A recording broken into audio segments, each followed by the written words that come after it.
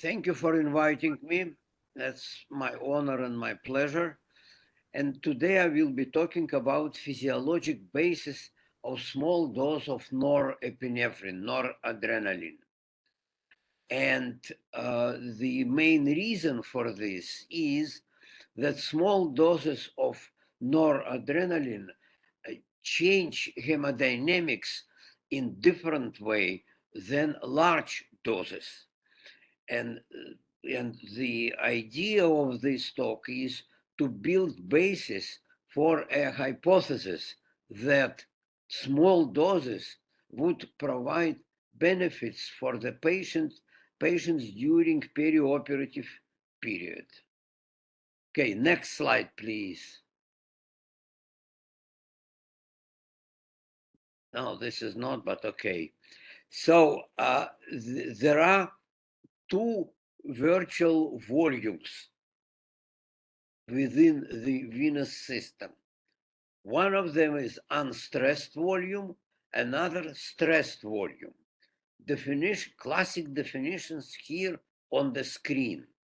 But essentially, the basis of all of this is that when transmural pressure is equal zero, transmural pressure meaning intramural minus extramural pressure, that's transmural.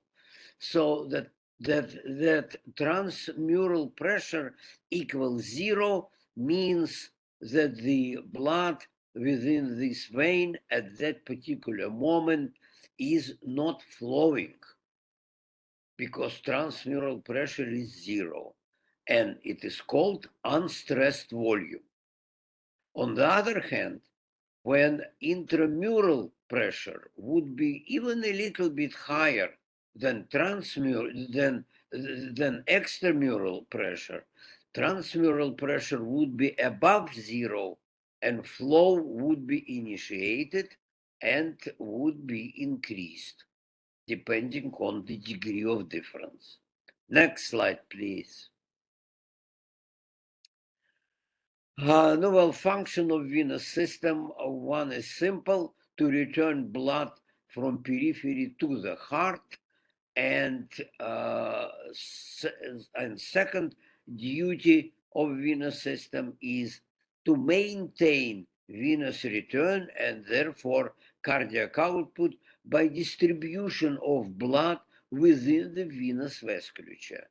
So essentially, venous vasculature plays a role like a secondary heart, and it can increase or decrease venous return and therefore cardiac output just by slightly different distribution at this moment compared with the previous moment.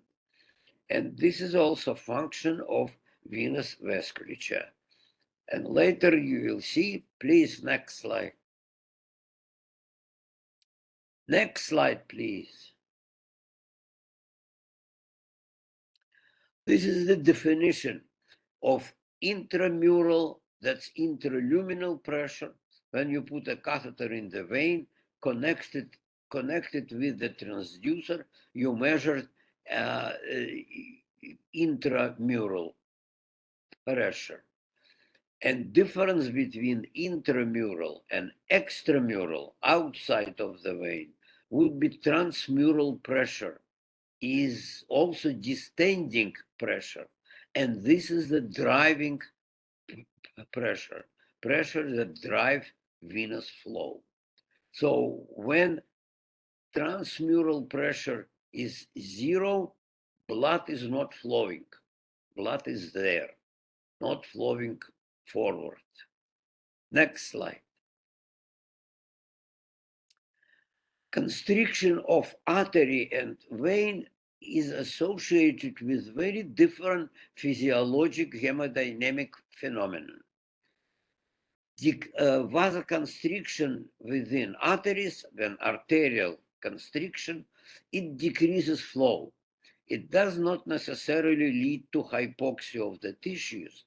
It usually, physiologically, it leads to decrease in flow. constricted artery, the flow is decreased. And it is usually physiologically body uses to divert flow from one area to another. For example, when we exercise, when we run, muscle flow is increased, arteries are dilated. But in gastrointestinal organs and tissues, uh, arteries are constricted in order to achieve better flow to the muscle. And flow in gastrointestinal organs is decreased while we are running.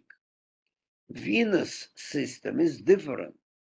And when veins are constricted, the flow within them maybe not increase, maybe not decrease at all, like in arteries. It can be increased. What it means is why it happened. It happened because the veins constrict, and they are very compliant. When they constrict, they squeeze out blood out of veins centrally to the heart, and they increase venous return and increase cardiac output. So that's the fundamental difference between arterial and between arteries and veins.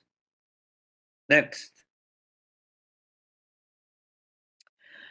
Okay, let me show the results of this experiment. And you can see here that if I show here, do you see my points? Okay, so this is veins, this is arteries. When low frequency of stimulation is provided, you can see arteries just constrict a little bit by 10% and this by 20%, while veins are constricted already by 50 and almost 70%.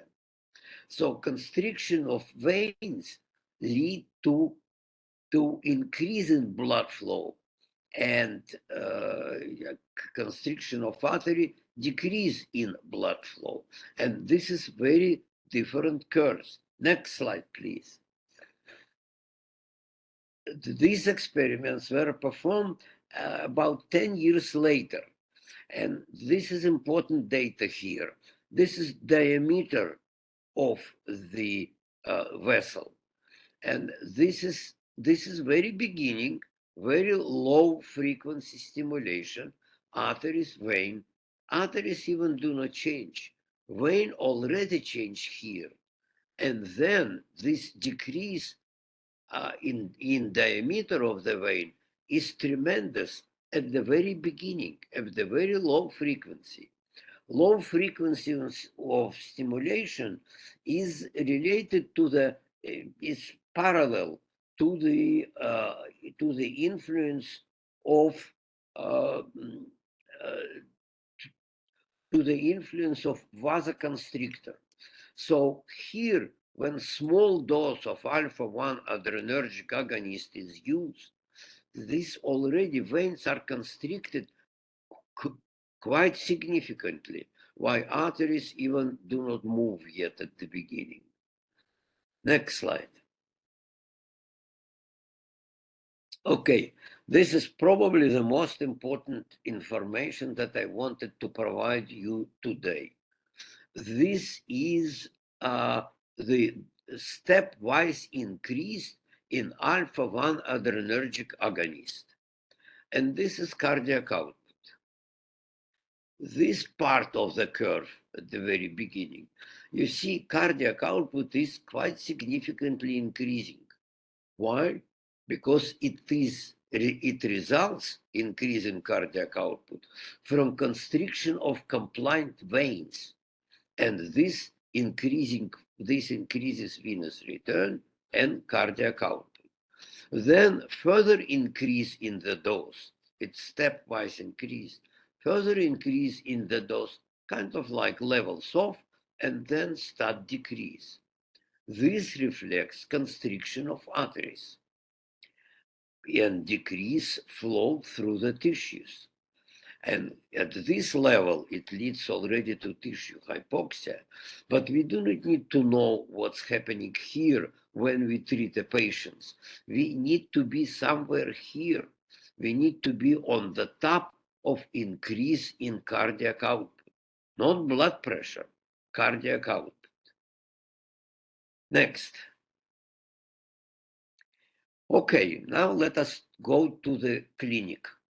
Let us say we start to infuse fluid into a patient with normal heart condition and with normal blood volume to start with. What would happen at the beginning of this infusion? At the beginning, nothing.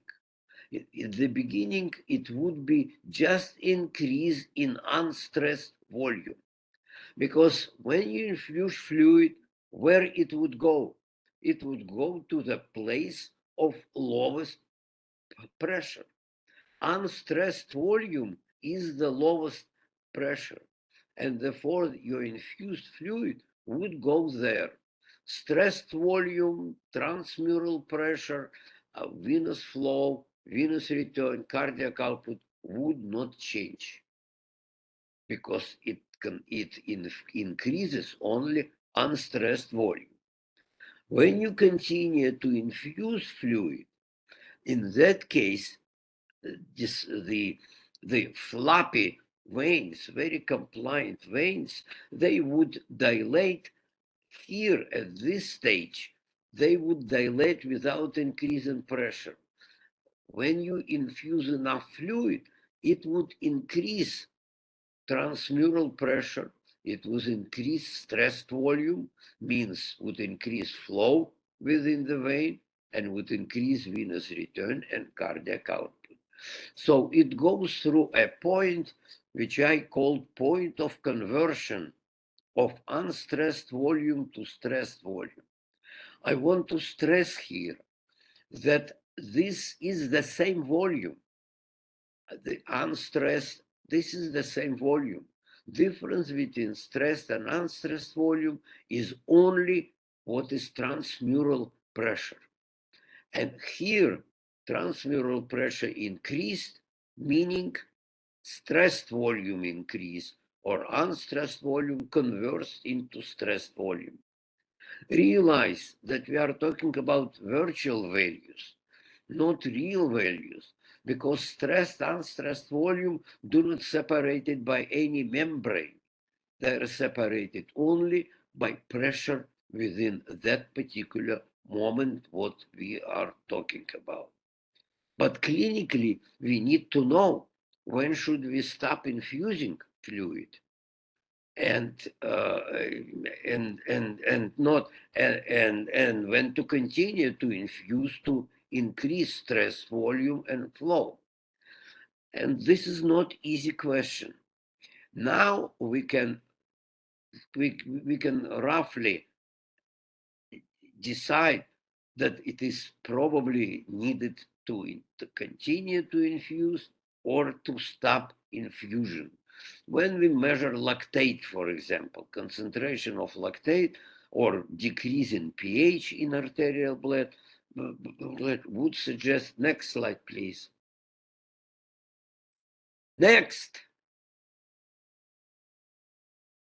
Okay, this is the same slide that you saw before. When you have increase in lactate, this means you are somewhere here. When you have increase in cardiac output, this means you're constricting only compliant veins and you do not know here. So your duty, kind of like philosophical duty, is to be here. Have maximally effective hemodynamics, but not hypoxia.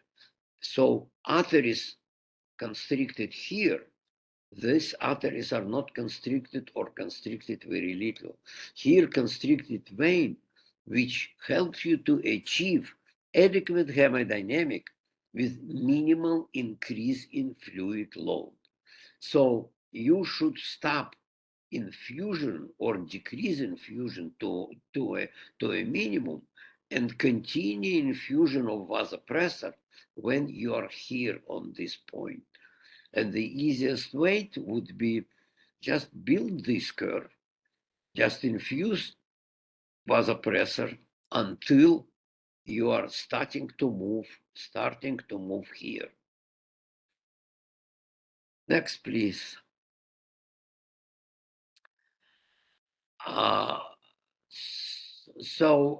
You know what? Let us skip this and next slide. Skip next and go to the following.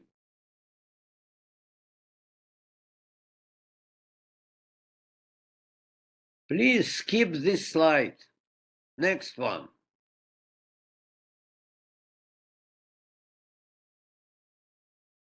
Next slide. Next slide. Okay, this is my summary slide.